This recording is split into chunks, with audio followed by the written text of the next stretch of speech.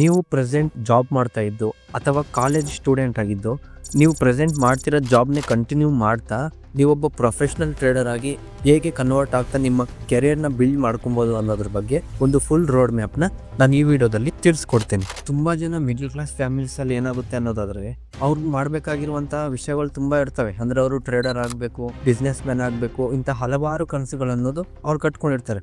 ಆದರೆ ಅವ್ರ ಮನೇಲಿರುವ financial situations ಆಗಿರ್ಬೋದು, ಅವ್ರ ಫ್ಯಾಮಿಲಿ ರೆಸ್ಪಾನ್ಸಿಬಿಲಿಟೀಸ್ ಆಗ್ಬೋದು, ಇವೆಲ್ಲನೂ ಸಹ ಅವ್ರಿಗೆ ಈ ಎಲ್ಲ ಡ್ರೀಮ್ಸ್ನು ಬಿಟ್ಟು ಸ್ಯಾಕ್ರಿಫೈಸ್ ಮಾಡಿ ಒಂದು ಜಾಬ್ಗೆ ಹೋಗೋ ಥರ ಮಾಡುತ್ತೆ. ಅದರಿಂದ ಅವ್ರಿಗೆ ಬೇರೆ ದಾರಿ ಇಲ್ದಿರ ಅವ್ರಿಗೆ ಇಷ್ಟ ಇಲ್ಲ ಅಂದರೂ ಸಹ ಫ್ಯಾಮಿಲಿಗೋಸ್ಕರ ಅವರು 9 to 5 ಜಾಬ್ ಆಗಲಿ ಅಥವಾ ಬೇರೆ ಜಾಬ್ಸ್ನ ಮಾಡ್ತಾ ಇರ್ತಾರೆ. ಇಂಥವ್ರಿಗೆ ಅವ್ರ ಜಾಬ್ ಮಾಡ್ತಾನೆ ಅವರು ಟ್ರೇಡರ್ ಆಗಿ ಕನ್ವರ್ಟ್ ಆಗಿ ಟ್ರೇಡಿಂಗ್ನ ಕಲಿತು ಟ್ರೇಡಿಂಗ್ ಮಾಡೋದು ಹೇಗೆ ಅನ್ನೋದ್ರ ಬಗ್ಗೆ ನಾನು ತಿಳಿಸ್ಕೊಡ್ತೀನಿ. ಇವ್ರ ಮೈಂಡಲ್ಲಿ ಬರೋದು ಫಸ್ಟಾಗಿ ನಾನು ಟ್ರೇಡರ್ ಆಗಬೇಕು ಅನ್ನೋದಾದರೆ ನಾನು ಪ್ರೆಸೆಂಟ್ ಮಾಡ್ತಿರೋ ಜಾಬ್ನ ಬಿಟ್ಬಿಡ್ಬೇಕು ಅಂತ ಅನ್ಕೊತಾರೆ. ಇದು ತುಂಬ ದೊಡ್ಡ ತಪ್ಪು. ಏಕೆಂದರೆ ನೀವು ಜಾಬಲ್ಲಿ ಇದ್ದು ಜಾಬ್ ಮಾಡ್ತಾನೆ ಟ್ರೇಡಿಂಗ್ ಕಲಿಯೋದು ತುಂಬ ಸೆಕ್ಯೂರ್ ಆಗಿರುತ್ತೆ, ಅದೇ ರೀತಿಯಲ್ಲಿ ಇನ್ನು ಈಸಿ ಆಗಿರುತ್ತೆ. ಏಕೆಂದರೆ ಇವಾಗ ಅನ್ಕೊಳ್ಳಿ, ನಿಮ್ಮ ಹತ್ರ ಜಾಬ್ ಇರೋದ್ರಿಂದ ನಿಮಗೆ ಫೈನಾನ್ಷಿಯಲ್ ಸಪೋರ್ಟ್ ಅನ್ನೋದು ಇರುತ್ತೆ. ಅಂದರೆ ನಿಮಗಿರೋ ರೆಸ್ಪಾನ್ಸಿಬಿಲಿಟೀಸ್ಗೆ ಆ ಜಾಬಲ್ಲಿಂದ ಬರೋ ಸ್ಯಾಲ್ರಿ ಅನ್ನೋದು ಮೇಂಟೈನ್ ಆಗ್ತಿರುತ್ತೆ. ಇದರಿಂದ ನಿಮಗೆ ಪ್ರೆಷರ್ ಅನ್ನೋದು ಇರೋದಿಲ್ಲ. ಒಂದು ವೇಳೆ ನೀವು ಜಾಬ್ನ ಬಿಟ್ಬಿಟ್ಟು ನೀವು ಟ್ರೇಡಿಂಗ್ನ ಮಾಡೋದಾದರೆ ನಿಮ್ಮ ಟ್ರೇಡಿಂಗ್ ಮೇಲೆ ಪ್ರೆಷರ್ ಅನ್ನೋದು ಇರುತ್ತೆ. ಯಾಕಂದರೆ ನಿಮಗೆ ಫೈನಾನ್ಷಿಯಲಿ ಪ್ರಾಬ್ಲಮ್ ಇರೋದ್ರಿಂದ ನಿಮಗೆ ಮನಿ ಅನ್ನೋದು ಬೇಕಾಗುತ್ತೆ. ನೀವು ಆ ಮನಿನ ಟ್ರೇಡಿಂಗಿಂದನೇ ಮಾಡಬೇಕು ಅನ್ನೋದಾದರೆ ಯಾವುದೇ ಕಾರಣಕ್ಕೂ ಸಹ ಆಗೋದಿಲ್ಲ. ಇದರಿಂದ ನಿಮಗೆ ಪ್ರೆಷರ್ ಅನ್ನೋದು ಬೀಳುತ್ತೆ. ಯಾವುದೇ ಕಾರಣಕ್ಕೂ ನಾನು ಈ ಟ್ರೇಡಿಂಗಲ್ಲಿ ದುಡ್ಡನ್ನ ಮಾಡಲೇಬೇಕು ಅಂತ ನೀವು ಅಗ್ರೆಸಿವ್ ಹೋಗೋದ್ರಿಂದ ನಿಮಗೆ ಲಾಸಸ್ ಆಗಲಿ, ಸೈಕಾಲಜಿಕಲಿ ನೀವು ಪ್ರಾಬ್ಲಮ್ಸ್ನ ಫೇಸ್ ಮಾಡ್ತೀರಾ. ಆದ್ದರಿಂದ ನೀವು ಪ್ರೆಸೆಂಟ್ ಮಾಡ್ತಿರೋ ಜಾಬ್ನ ಬಿಡ್ದಿರೋ ಹಾಗೆ ನಿಮ್ಮ ಜಾಬ್ನ ಟೈಮ್ ವಿಂಡೋ ಏನಿದೆ, ಎಕ್ಸಾಂಪಲ್ ಬೆಳಗ್ಗೆ 9 ಗಂಟೆಯಿಂದ ಸಂಜೆ 5 ಗಂಟೆವರೆಗೂ ನಿಮ್ಮ ಜಾಬ್ ಟೈಮಿಂಗ್ಸ್ ಇದೆ ಅಂದರೆ ನಿಮಗೆ ಆಮೇಲೆ ಸಿಗೋ ಫ್ರೀ ಟೈಮಲ್ಲಿ, ಅಂದರೆ ನೀವು ಟ್ರಾವೆಲಿಂಗ್ ಮಾಡ್ತಾ ಇರ್ತೀರಾ ಜಾಬಿಂದ ಮನೆಗೆ, ಈ ಟ್ರಾವೆಲ್ ಮಾಡೋ ಟೈಮಲ್ಲಿ ನಿಮಗೆ ಯೂಟ್ಯೂಬಲ್ಲಿ ಅಥವಾ ಕೋರ್ಸಸ್ನ ಅದನ್ನು ಪರ್ಚೇಸ್ ಮಾಡಿಕೊಂಡು ನೀವು ಟ್ರೇಡಿಂಗ್ನ ಬಗ್ಗೆ ತಿಳ್ಕೊಬೋದು. ಅದೇ ರೀತಿಯಲ್ಲಿ ನೀವು ಟ್ರಾವೆಲಿಂಗ್ ಮಾಡ್ತಿರೋ ಟೈಮಲ್ಲಿ ನಿಮಗೆ ಫ್ರೀ ಟೈಮ್ ಅನ್ನೋದು ಸಿಗುತ್ತೆ. ಇಂತಹ ಫ್ರೀ ಟೈಮ್ಸ್ ಯಾವಾಗೆಲ್ಲ ನಿಮ್ಗೆ ಸಿಗುತ್ತೋ ಆ ಟೈಮಲ್ಲಿ ನೀವು ಟ್ರೇಡಿಂಗ್ ಕಲಿಯೋದಕ್ಕೋಸ್ಕರ ಅಥವಾ ಟ್ರೇಡಿಂಗ್ ಮಾಡೋದಕ್ಕೋಸ್ಕರ ಯೂಸ್ ಮಾಡ್ಕೊಬೋದು. ನೀವು ಟ್ರೇಡಿಂಗ್ ಮಾಡಬೇಕು ಅನ್ನೋದಾದರೆ ನಿಮಗೆ ಇಂಡಿಯನ್ ಮಾರ್ಕೆಟ್ ಅನ್ನೋದು ಸೆಟ್ ಆಗಲ್ಲ. ಯಾಕಂದರೆ ನೀವು ಆಲ್ರೆಡಿ ಜಾಬಲ್ಲಿದ್ದು ನೀವು ಮಾರ್ಕೆಟ್ ಓಪನಿಂಗ್ಸ್ ಟೈಮಲ್ಲಿ ಜಾಬಲ್ಲಿ ಇರ್ತೀರ. ಆದ್ದರಿಂದ ಈ ಮಾರ್ಕೆಟಲ್ಲಿ ಟ್ರೇಡ್ ಮಾಡೋದಕ್ಕೆ ಆಗೋದಿಲ್ಲ. ಅಂದರೆ ನಿಮ್ಗೆ ಈಗಿರೋದು 2 ಆಪ್ಷನ್ಸ್ ಇರುತ್ತೆ. ಅಂದರೆ ನೀವು ಫಾರೆಕ್ಸ್ ಮಾರ್ಕೆಟಲ್ಲಿ ಮಾಡ್ಬೋದು, ಇಲ್ಲ ಕ್ರಿಪ್ಟೋ ಮಾರ್ಕೆಟಲ್ಲಿ ಮಾಡ್ಬೋದು. ಇವೆರಡು ಮಾರ್ಕೆಟ್ ಸಹ ಹೈ ಲಿಕ್ವಿಡಿಟಿ ಇರ್ತವೆ. ಅದೇ ರೀತಿಯಲ್ಲಿ ವಾಲ್ಯೂಮ್ ಅನ್ನೋದು ತುಂಬ ಜಾಸ್ತಿ ಇರುತ್ತೆ. ಅದೇ ರೀತಿಯಲ್ಲಿ ನಿಮ್ಮ ಜಾಬ್ ಟೈಮ್ ವಿಂಡೋ ಬಿಟ್ಟು ನಿಮಗೆ ಫ್ರೀ ಟೈಮ್ ಯಾವ ಟೈಮಲ್ಲಿ ಇರುತ್ತೋ ನೀವು ಆ ಟೈಮಲ್ಲಿ ಬೆಸ್ಟ್ ವಾಲ್ಯೂಮ್ ಇರುವಂಥ ಟೈಮ್ ವಿಂಡೋನ ಸೆಲೆಕ್ಟ್ ಮಾಡ್ಕೊಬೇಕಾಗಿರುತ್ತೆ ಈ ಮಾರ್ಕೆಟ್ಸಲ್ಲಿ ಟ್ರೇಡ್ ಮಾಡೋದಕ್ಕೆ. ಅಂದರೆ ಇವಾಗ ನೀವು 9 to 5 ಜಾಬ್ ಮಾಡ್ತಿದ್ರೆ ನಿಮಗೆ 7 PM ಇಂದ 9 PM ಅನ್ನೋದು ಒಂದು ಬೆಸ್ಟ್ ಟೈಮ್ ವಿಂಡೋ ಆಗಿರುತ್ತೆ ಟ್ರೇಡಿಂಗ್ ಮಾಡೋದಕ್ಕೆ ಫಾರೆಕ್ಸ್ ಮಾರ್ಕೆಟ್ ಅಥವಾ ಕ್ರಿಪ್ಟೋ ಮಾರ್ಕೆಟಲ್ಲಿ. ಏಕೆಂದರೆ ಈ ಟೈಮಿಂಗ್ಸಲ್ಲಿ ಹೈಯೆಸ್ಟ್ ವಾಲ್ಯೂಮ್ ಇರುತ್ತೆ ಈ ಮಾರ್ಕೆಟ್ಸಲ್ಲಿ. ಇನ್ನು ಎರಡನೇದು ಬಂದು ಟೈಪ್ ಆಫ್ ಟ್ರೇಡಿಂಗ್. ಅಂದರೆ ನಿಮಗೆ ಯಾವ ಟ್ರೇಡಿಂಗ್ ಅನ್ನೋದು ಬೆಟರ್ ಆಗಿರುತ್ತೆ, ಯಾವ ಟ್ರೇಡಿಂಗ್ನ ನೀವು ಸೆಲೆಕ್ಟ್ ಮಾಡ್ಕೊಬೇಕು ಅನ್ನೋದು ತಿಳ್ಕೊಬೇಕಾಗುತ್ತೆ. ಅಂದರೆ ನಿಮಗೆ ಟ್ರೇಡಿಂಗ್ ಟೈಪ್ಸಲ್ಲಿ ಸ್ವಿಂಗ್ ಟ್ರೇಡಿಂಗ್ಸ್ ಇರ್ತವೆ, ಪೊಸಿಷನಲ್ ಟ್ರೇಡಿಂಗ್ಸ್ ಇರ್ತವೆ, ಸ್ಕ್ಯಾಲ್ಪಿಂಗ್ ಇರುತ್ತೆ, ಇಂಟ್ರಾಡೇಲಿ ಇರುತ್ತೆ. ಈ ಥರ ಹಲವಾರು ಟ್ರೇಡಿಂಗ್ಸ್ ಇರೋದ್ರಿಂದ ನಿಮಗೆ ನೀವು ಮಾಡೋ ವರ್ಕ್ ಮೇಲೆ ನಿಮಗೆ ಪ್ರೆಷರ್ ಕಮ್ಮಿ ಇರೋ ಥರ ಒಂದು ಟ್ರೇಡಿಂಗ್ ಸಿಸ್ಟಮ್ನ ನೀವು ಬಿಲ್ಡ್ ಮಾಡ್ಕೊಬೇಕಾಗುತ್ತೆ. ಅಂದರೆ ಈಗ ಅದ್ಕೊಳ್ಳಿ ನೀವು ಸ್ಕ್ಯಾಲ್ಪಿಂಗ್ ಮಾಡ್ತೀವಿ ಅಂದರೆ ನಿಮಗೆ ಹೈ ಸ್ಕಿಲ್ಫುಲ್ ಇರಬೇಕಾಗುತ್ತೆ. ಟೆನ್ಷನ್ ಅನ್ನೋದು ತುಂಬ ಜಾಸ್ತಿ ಇರುತ್ತೆ ಈ ಸ್ಕ್ಯಾಲ್ಪಿಂಗಲ್ಲಿ. ಯಾಕಂದರೆ ಈ ಟ್ರೇಡ್ಸ್ ಅನ್ನೋದು ವಿತಿನ್ ಮಿನಿಟ್ಸಲ್ಲಿ, ಈವನ್ 10 ಮಿನಿಟ್ಸಿಂದ ವಿತಿನ್ ಸೆಕೆಂಡ್ಸಲ್ಲಿ ಕೂಡ ಸ್ಟಾಪ್ ಲಾಸ್ ಅಥವಾ ಟಾರ್ಗೆಟ್ಸ್ ಅನ್ನೋದು ಇಟ್ಟಾಗ್ತಾ ಇರ್ತವೆ. ಆದ್ದರಿಂದ ನೀವು ಆಲ್ರೆಡಿ ಜಾಬ್ ಮಾಡಿ ಎಮೋಷನಲಿ ಅದೇ ರೀತಿ ಮೆಂಟಲಿ ಸ್ಟ್ರೆಸ್ ಆಗಿದ್ದು ನೀವು ಮತ್ತೆ ಒಂದು ಈವ್ನಿಂಗ್ ಕೂಡ ಇದೇ ಥರ ಸ್ಟ್ರೆಸ್ ತೊಗೊತಿದ್ರೆ ನಿಮ್ಮ ಮೇಲೆ ಪ್ರೆಷರ್ ಅನ್ನೋದು ಜಾಸ್ತಿ ಬಿದ್ದೋಗುತ್ತೆ. ಆದ್ದರಿಂದ ನೀವು ಪೀಸ್ಫುಲ್ಲಾಗಿ ಟ್ರೇಡ್ ಮಾಡೋ ಥರ ನಿಮ್ಮ ಟ್ರೇಡಿಂಗ್ ಸಿಸ್ಟಮ್ನ ಬಿಲ್ಡ್ ಮಾಡ್ಕೊಬೇಕು. ಇನ್ನು ಅದೇ ರೀತಿಯಲ್ಲಿ ನೀವು ಟ್ರೇಡಿಂಗ್ನ ಕಲಿಬೇಕು ಅಂದರೆ ಯಾವ್ಯಾವ ವಿಷಯಗಳನ್ನು ಬೇಗ ತಿಳ್ಕೊಬೇಕು, ಅದೇ ರೀತಿಯಲ್ಲಿ ಯಾವ ರೀತಿಯಲ್ಲಿ ಸ್ಟಾರ್ಟ್ ಮಾಡಬೇಕು, ನಿಮ್ಮ ಕ್ಯಾಪಿಟಲ್ ಪ್ರಾಬ್ಲಮ್ಗೆ ಸೊಲ್ಯೂಷನ್ ಏನು, ಸೈಕಾಲಜಿಕಲ್ ಪ್ರಾಬ್ಲಮ್ಸ್ಗೆ ಸೊಲ್ಯೂಷನ್ ಏನು ಅನ್ನೋದ್ರ ಬಗ್ಗೆ ನಾನು ಆಲ್ರೆಡಿ ನಮ್ಮ ಚಾನಲಲ್ಲಿ ವೀಡಿಯೋಸ್ನ ಮಾಡಿದ್ದೀನಿ. ನೀವು ಆ ವೀಡಿಯೋಸ್ನ ನೋಡೋದಾದರೆ ನಿಮಗೆ ತುಂಬ ಹೆಲ್ಪ್ ಆಗ್ಬೋದು ನೀವು ಒಬ್ಬ ಟ್ರೇಡರ್ ಆಗಿ ಕನ್ವರ್ಟ್ ಆಗೋದಕ್ಕೆ. ನೀವೊಂದು ಮಾರ್ಕೆಟ್ನ ಸೆಲೆಕ್ಟ್ ಮಾಡಿಕೊಂಡು ಒಂದು ಟ್ರೇಡಿಂಗ್ ಸ್ಟೈಲ್ನ ನೀವು ಸೆಲೆಕ್ಟ್ ಮಾಡಿಕೊಂಡು ನೀವು ಫಂಡೆಡ್ ಅಕೌಂಟ್ಸಲ್ಲಿ ನಿಮ್ಮ ಟ್ರೇಡಿಂಗ್ ಜರ್ನಿನ ಸ್ಟಾರ್ಟ್ ಮಾಡ್ಬೋದು. ಅದು ಫಂಡೆಡ್ ಅಕೌಂಟ್ ಕೂಡ ಜಸ್ಟ್ 3000ಇಂದನೇ ಸ್ಟಾರ್ಟ್ ಆಗೋದ್ರಿಂದ ನಿಮಗೆ ಕ್ಯಾಪಿಟಲ್ ರಿಕ್ವೈರ್ ಕೂಡ ಇರೋದಿಲ್ಲ. ನಿಮ್ಮ ಪ್ರಾಫಿಟಬಲ್ ಸ್ಟ್ರಾಟಜೀಸ್ ಇರ್ಬೋದು, ಇಲ್ಲ ನೀವು ಮಾಡಬೇಕು ಅಂದ್ಕೊತಿರೋ ಟ್ರೇಡಿಂಗ್ನ ನೀವು ಈ ಫಂಡೆಡ್ ಅಕೌಂಟಲ್ಲಿ ಟೆಸ್ಟ್ ಮಾಡ್ಬೋದು. ನಿಮಗೆ ನಿಮ್ಮ ಜಾಬಲ್ಲಿ ಲೀವ್ಸ್ ಯಾವಾಗ ಸಿಗುತ್ತೆ, ಫ್ರೀ ಟೈಮ್ ಯಾವಾಗ ಸಿಗುತ್ತೆ, ಇಂತಹ ಎಲ್ಲ ಟೈಮ್ನು ಸಹ ನೀವು ಟ್ರೇಡಿಂಗ್ನ ಕಲಿಯೋದಕ್ಕೆ ಯೂಸ್ ಮಾಡಬೇಕಾಗುತ್ತೆ.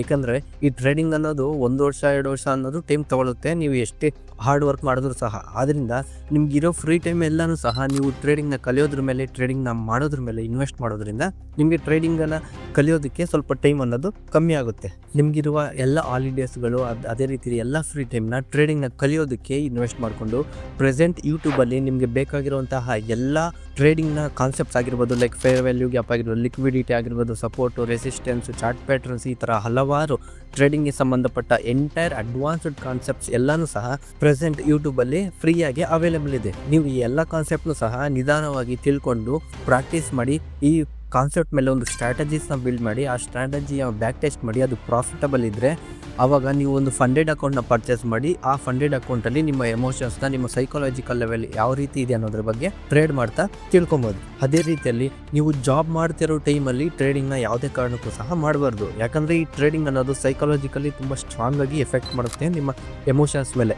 ನೀವು ಜಾಬ್ ಮಾಡ್ತಿರೋ ಟೈಮಲ್ಲಿ ನೀವು ಟ್ರೇಡಿಂಗ್ನ ಮಾಡಿ, ಆ ಟೈಮಲ್ಲಿ ಏನಾದರೂ ನಿಮಗೆ ಲಾಸಸ್ ಬಂದರೆ ನಿಮ್ಮ ಸೈಕಾಲಜಿಕಲ್ ಲೆವೆಲ್ ಅನ್ನೋದು, ಅಂದರೆ ಎಮೋಷನ್ಸ್ ಅನ್ನೋದು ನಿಮ್ಮ ಜಾಬ್ ಮೇಲೆ ಎಫೆಕ್ಟ್ ಕೊಡುತ್ತೆ. ಅಂದರೆ ನೀವು ಜಾಬ್ ಮೇಲೆ ಕೂಡ ನೀವು ಕಾನ್ಸಂಟ್ರೇಟ್ ಮಾಡೋದಕ್ಕಾಗೋದಿಲ್ಲ. ಆದ್ದರಿಂದ ಜಾಬ್ ಮಾಡೋ ಟೈಮಲ್ಲಿ ಯಾವುದೇ ಕಾರಣಕ್ಕೂ ಸಹ ನೀವು ಟ್ರೇಡಿಂಗ್ನ ಮಾಡಬಹುದು. ಅದೇ ರೀತಿಯಲ್ಲಿ ನಮ್ಮ ಚಾನಲ್ನಲ್ಲಿ ಆಲ್ರೆಡಿ ಒಂದು ಪ್ರಾಫಿಟಬಲ್ ಸ್ಟ್ರಾಟಜಿನ ಬಿಲ್ಡ್ ಮಾಡೋದು ಹೇಗೆ, ಅದೇ ರೀತಿಯಲ್ಲಿ ಒಂದು ಪ್ರಾಫಿಟಬಲ್ ಸ್ಟ್ರಾಟಜಿ ಅನ್ನೋದು ಆಲ್ರೆಡಿ ಅವೈಲೇಬಲ್ ಇದೆ.